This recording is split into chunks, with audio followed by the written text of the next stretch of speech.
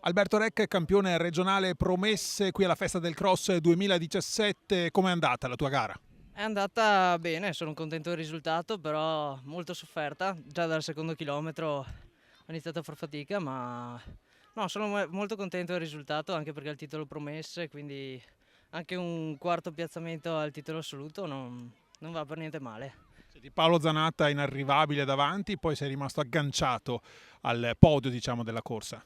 Sì, diciamo che mi hanno staccato all'inizio, Paolo era un mio compagno di allenamento, quindi so i suoi livelli, insomma so anche quelli di Simone Gobbo, il terzo classificato, non pensavo neanche di arrivarli così vicino, quindi sono veramente soddisfatto. Ho fatto la mia gara, ho stretto i denti dal secondo chilometro, ma sono contento sul serio.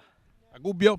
A Gubbio gareggerò sia con la staffetta della mia società, la Silk Ultralight, e anche come individuale, e soprattutto nella staffetta so che potremo fare bene.